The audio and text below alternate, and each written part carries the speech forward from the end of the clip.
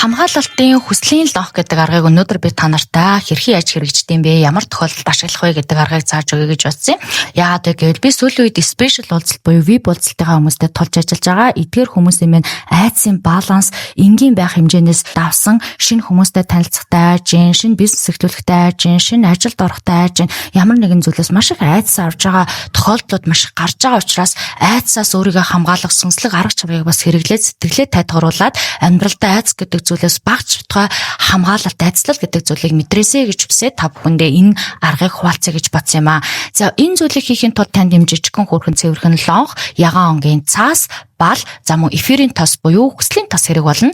Аврал одуулах сеттэй ажиллаж байгаа хүмүүс маань бол хүслийн тос гэдээ манай намтай болгоос гаргадаг хүслийн тосыг ашиглаж болно. Ажилгүй байгаа хүмүүс маань өөртөө байгаа эфирийн тосуудыг бас ашиглаж болно. За ингээд та ягаан онгийн цаасан дээрээ өөрийнхөө овог нэрийг бүтнээр нь бичээд, доор нь төрсөн он сар өдрөө бичээд, энэхүү овог нэрээ бичсэн нэр он сарыг тойруулаад 3 удаа тойрог зурна. Энэ тойргийн гадуур Ганапатая намаха хэмээх хамгаалтыг, айдаслыг, хүслийг биелүүлдэг хүчтэй тарнийн гэрцтэй үгийг тойруулж 3 тойрог бичиж дуусныхаа дараа хүслийн тосоороо тослоод энэ бичсэн цаасаа хуйлсныхаа дараа дээрээс нь дахиад 2 цаасаар буюу нийтдээ бичсэн цаастайгаа нийлээд 3 цаасаар хуйлаад хүслийн лонхон дотроо бас хүслийнхаа тос эфирийн тосноосоо тусааж байгаа лонхон дотроо хийгээд лонхоо таглаад 3 удаа ингэ сэгсэрнэ. Нас орж ирж байгаа бол дотроос үүсэж байгаа айдас маань хамгаалалт ажилтанд өртөх болтгоо гэж залбирна, гэрчлэн, хэлнэ, тарина өөртөө хэдэн удаа давтамжтай уншмаар байна. Зорилгоо бодоод, хүслээ бодоод, өөрийгөө гаднаас нь энергиэр хамгаалж байгаагаа мэдрээд таринаа бас унших хэрэгтэй.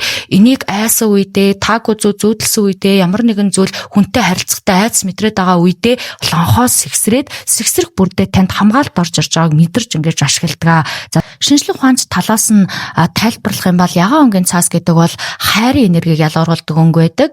Өнгө бүрээс өөрөнгөсөн гэрц, чичиргээ, давтамж ялгарч байдаг учраас ягаан онгийн сулгуу цаас бол таныг хайраар эмчилдэг, мөн сэтгэлийн өвчлүүдийг тань ангааж өгөхөд тусалдаг. Төрсөн он сар овог нэр гэдэг бол тантай төрөхөд л хамт байсан, өөхөх хүртэлтэй тантай үргэлж холбогдож байдаг учраас таны аура энергийг буюу таны махан бие, сүнсэн бие, тархин биеийг төлөөлж байгаа, төлөөлөл болж өгж байгаа. Үүнийг тарны хүчтэй гэрцтэй холбоод тарнаараа өөрийнхөө нэрийг хамгаалж өчгтэй айдас, гаднаас орж ирж байгаа муу муухай бүхэн, бүтлгүүтэл, сөрөг энерги, амьдрал тохиолж байгаа айдас гүз маань айцлагдах болтугай, хамгаалагдах болтугай, ариун орон зай надад аура энергид минь үүсэх болтугай гэж залбирч зорилгоо хэлж бичих нь маш чухал байдаг.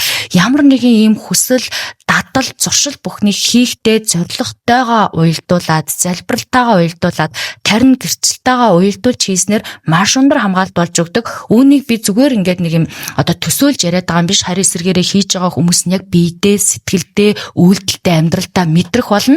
Мэдэрсэн үр дүн авсан хүмүүс манаас дараа нь комент байдлаар сэтгэлдээ үлдээгээрээ ингээд энэ хамгаалалтын лонхыг айж байгаа, айцтайгаа тэмцэж байгаа, үнийгээ айцлаж ариун орон зайгаар хамгаалж өгөхийг хүсэж байгаа бүх хүмүүс маань ашиглаасаа гэж хүсэж байна.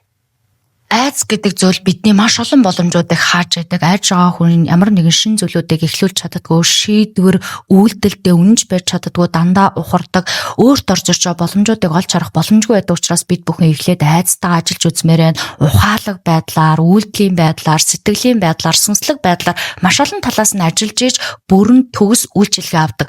Юм гэдэг ганцхан зүйлээр идэвхэрдэггүй. Сүнслэг тал буюу даалт тохомсорт нүдэнд харагдахгүй байгаа үйлдэлүүд хүртэл танд маш өндөр нөлөөллийг үзүүлдэг. Хэдийн нүдэнд үйлчлэгийг харагдахгүй ч гэсэн сэтгэлд, амьдралд, өдөр болгоны үйл явдалд маш сайхан нөлөөлдөг. Тэгэхээр тако зүүдлээд байгаа, айц давтаад байгаа ямар нэгэн зүйл шин замыг эхлүүлэхдээ айсан мэдрэмжийг аваад байгаа хүмүүс маань лонхоос сэгсрээд таринаа уншаад залбирал гэрчлээ хэлээд ингээд цаашаа энэ лонхоо 1 жил дуусах хүртлээр ингээд ашиглаж болно. Жилийн төгсгөл хэсэгт лонхоо шинжлээд дахиад шинээр хийх боломжтой. Яагаад гэвэл 1 жилийн мөчлөг дуусгаар хүний энерги, ухамсар, дотоод мөчлөг хүртэл өөрчлөгддөг. Тухайн жилийн гэрц танд өөрөөр шинээр үйлчлэх боломжтой байдаг учраас дахиад шинээр бичиж, дахиад шинээр хамгаалтаа үүсгэх нь бол маш чухал байдаг. Ингээд та нартай амжилт хүсье. Айц гэдэг зүйлээ даван туулахын тулд сүнслэг үйлдэлүүдийг хийгээд туршаад үзээрэй. Энэ бүхэн шинжлэх ухаанч байдлаас ч тэр даалт ухамсар байдлаас ч тэр тайлбарлах боломжтой хүний амьдралд бодитоор нөлөөлдөг үйлдэлүүд байгаа шүү. Ингээд та нартай амжилт хүсье.